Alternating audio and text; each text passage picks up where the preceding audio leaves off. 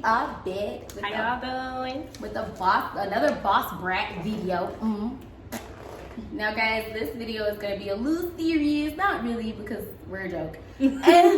But it's gonna be about religion and about our walk in the spiritual journey, in the spiritual valley. Yeah, and our walk to becoming, a better us, and having a better relationship with God. Yeah. Boom. Ooh. You own your soda. But and different tidbits that we can, pass along to you guys. What worked for us. What worked for us may work for you guys. What may not work for us may work for y'all. So different things that can help. So let's just start off. Get to know us. And our start with our relationship with God. So my relationship with God, I've always had a relationship with God. As a child, I always went to church.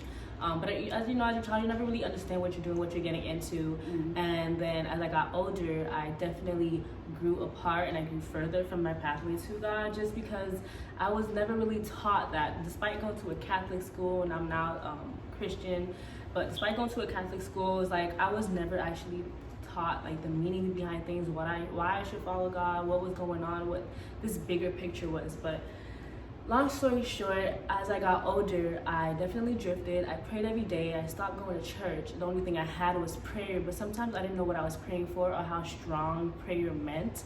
And prayer is definitely one of the strongest ways to communicate with God, especially when you're going through a valley. So as I got older, I wanted to be more serious. I wanted to develop my relationship with God, because as soon as I saw that I got a strong relationship with God, things started clicking, life started happening, and blessings started pouring. What are you doing?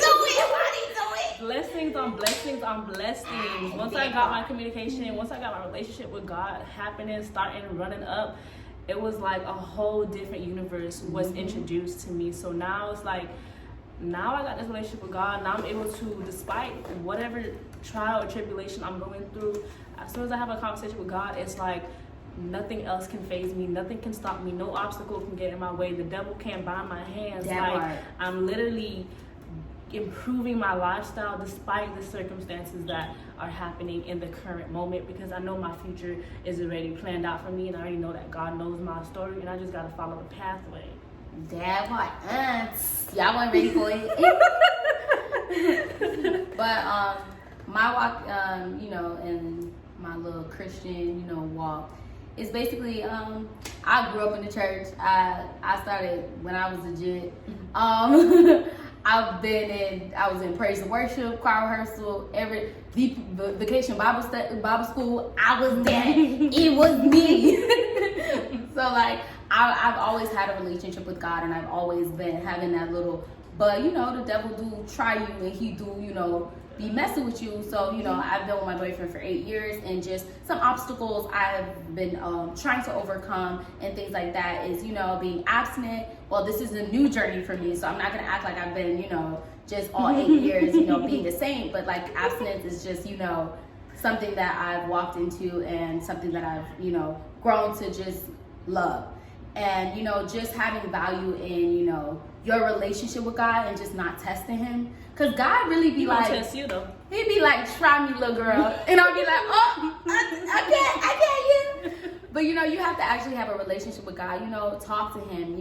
Like I now know that I need to have a conversation. Like he's my friend. He don't want no ill will. He don't have no ill will towards me. He the homie. Like so you gotta be more transparent, and have that open communication with God, because at the end of the day he knows before you know, literally. So it's just like that's my little, what's it called, whole tug story. Yeah, that's what I'm going through currently. That's my little situation. That's my little walk, or my little history with my relationship with God, and just also coming home and having to find a church, like, because I went to school, I went away, college, you turn up, in a predominantly white area, at a PWI, so I had to find my church there.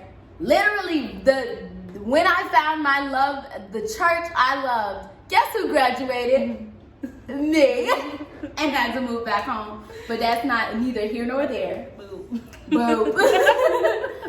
But now we're gonna go into some questions that we have had, or different questions that we had to overcome, or some situations that they, yeah, and we try to overcome it.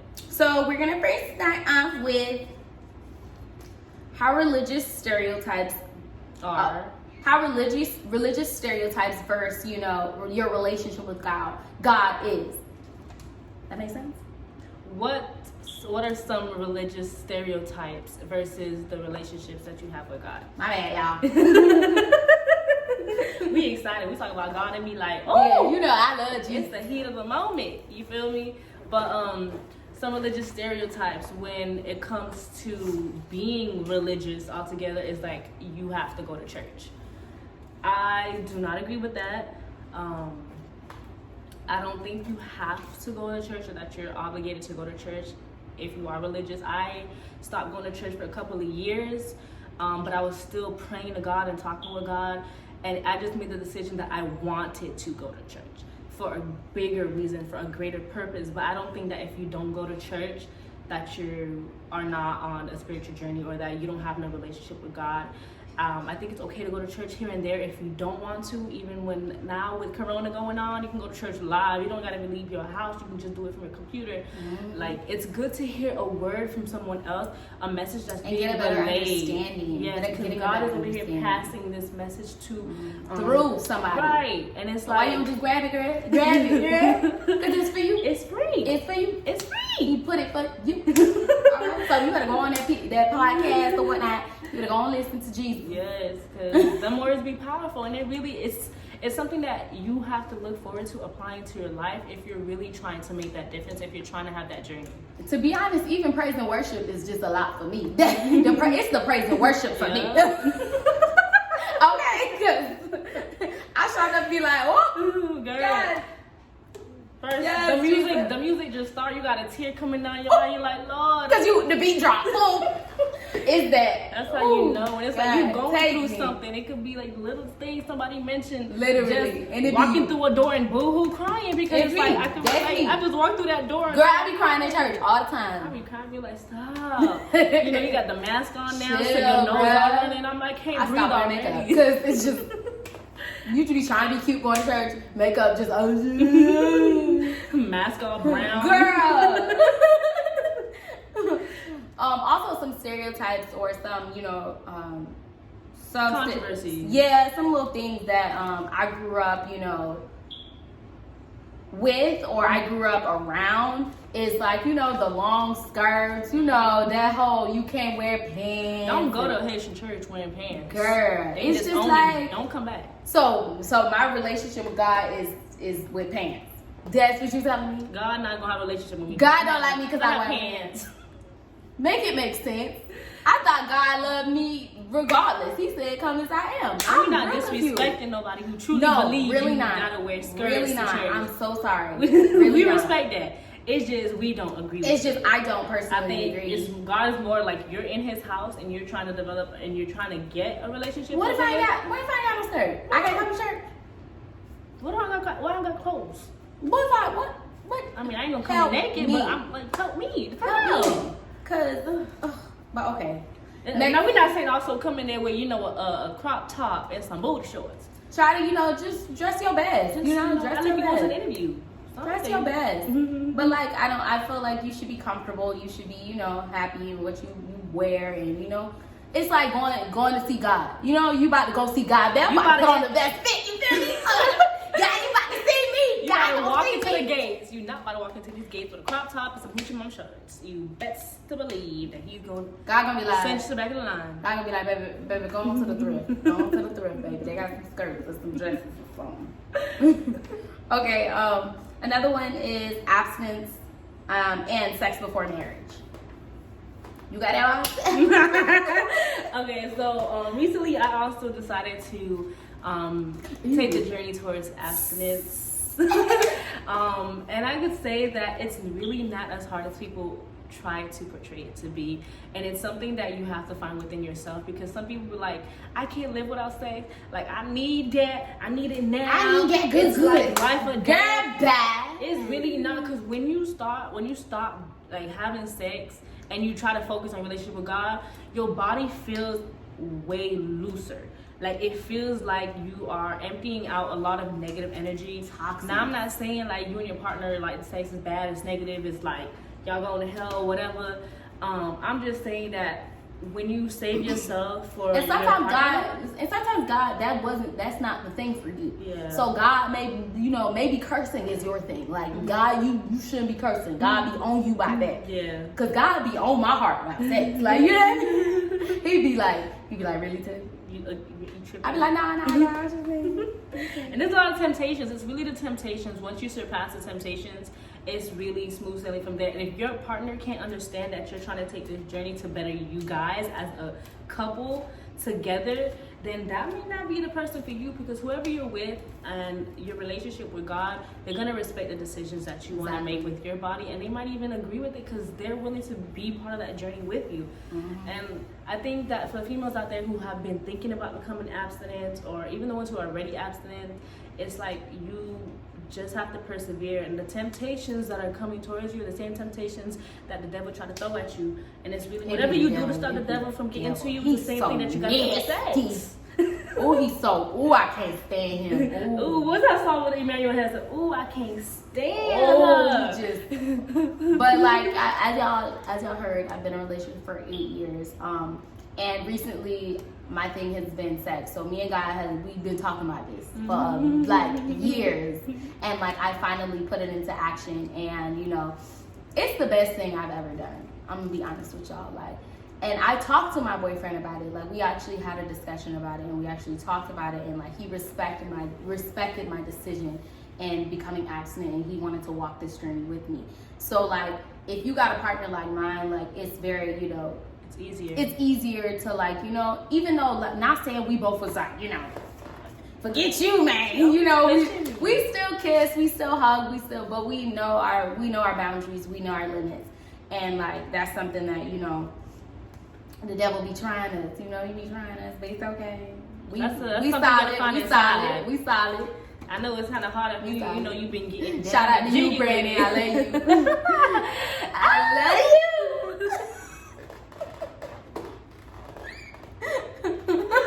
you. We got 2 minutes. Okay, babe. But that's something you gotta find within yourself. That's if you really body, you are gonna find the motivation to do it. Literally. It's not gonna be a problem whether or not you are having sex. And if it's for you, it's for you. And if it's not for you, it's not for you. Because I do some other things that people be like, I don't care. Yeah. I can't believe you just did that. Oh, that's gonna be in the next part. Next part. Watch out for that one, because I got some tea on that one. All right. The next question. The next little thing is your start and the consistency and the hiccups. So one thing I would like to say, starting off, like I'm gonna start with hiccups and consistency. So hiccups, it's okay. Like, it's okay to have a hiccup. It's okay to start fall. Like, at the end of the day, as long as you get back up, you good. Like, as long as you get back up, you have that conversation with God. Nobody knows your relationship with God but you. You know what I mean? So you can't let the world determine if you get back up or not, because you don't want to feel stupid, or you don't want to look like, not a stereotypical Christian, or, just like, don't. Because at the end of the day, when you in front of God and he opens up that book and y'all have that conversation, it's going to be just you and God.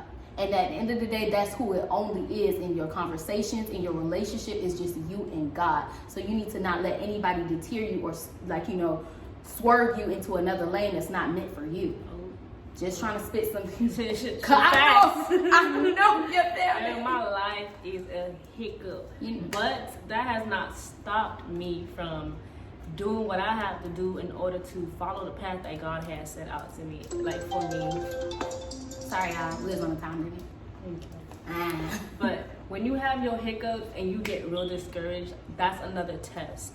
Because when you're speaking out on your faith and your beliefs and what you're asking God for, and then you get discouraged in the process, and you lose that faith, and you lose that relationship, or you feel like, oh, I asked for this and God didn't provide it, that's another test. Because you're going to get tested in every situation that you're in. Whether or not you get the results that you want, you're still being tested because you have to learn how to be patient for that.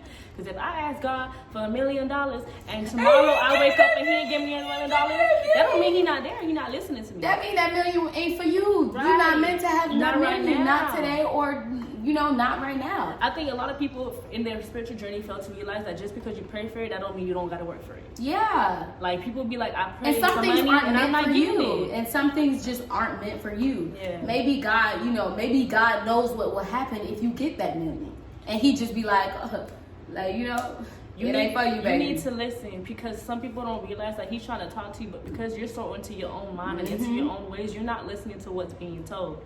Sometimes we fail to see what's right in front of us because it's not what we want to see. Exactly. And if you don't want to see it, I don't see it. No, he's telling me not to do that. Nah, he gonna be fine. If he didn't tell me. He told that girl over there. No, it's he told you, baby. You need to listen because you need to be on your faith. You're not on your faith, you're not gonna be where you want to be. It's gonna take you longer to get to the journey that you want to be on. It's gonna take you longer to get to the success that you want to get to because you fail to listen. Yep. Y'all listening to what people are telling you, y'all hearing what's going on out in the street, and y'all deciding to do whatever it is. I want to be a city girl. No, girl, you not meant to be that city girl. You need to be that church girl. Hello, that Bible girl. Girl, you don't understand. Everybody can't be a city girl. Okay. Your heart, what you say, the words that you spew out into the universe is what your heart is telling you to say, and therefore that's whatever your heart is saying. That's what your relationship with God is saying. Because if you tell somebody, if you wish death upon somebody, or you speaking ill of somebody, that's where your heart is, and therefore that's what you're gonna get. You feel me? Like, you have to be able, like, there's gonna be hiccups in your spiritual journey. There's gonna be times where you're gonna get discouraged. There's gonna be times where you're gonna want to say, I don't think there's a God. But your faith and how strong you are within yourself and your relationship with God will determine where you're gonna go and how far you're gonna be. Yep. And I think for you to start up, when you're ready to start your relationship with God, you're gonna know. You're gonna start praying. You gotta get that. You gotta get that. Like, nobody can force you to do that. No. Like that. Like, a start is something that you have to want to do. That's something that God has to have a talk with you about. That's something that's in you. You know what I mean? Nobody can force you to do anything. Like how parents force kids to, like, read the Bible, and that's just gonna automatically make them, Jesus. If you're being forced into spirituality or religion, sometimes you're not gonna want to be into it because that's not what you want to do. Or that's not what you do on your own path. You got to do that on your own. And sometimes it takes. You gotta go through something. Yeah, I'm gonna say sometimes it takes an unfortunate event for you to be like, real. I need to get this relationship with God. God. And a lot of the reasons why I had to realize that I needed to strengthen my relationship with God is because the unfortunate events that continuously kept occurring in my life. If those events didn't occur in my life, my relationship with God would not be where it is today, and I probably wouldn't be nowhere near to the success that I'm already headed towards. You got to know what your reason why is and how you're gonna do that for yourself, because ain't nobody gonna do it for you, boo. Nobody can force that relationship with God for you.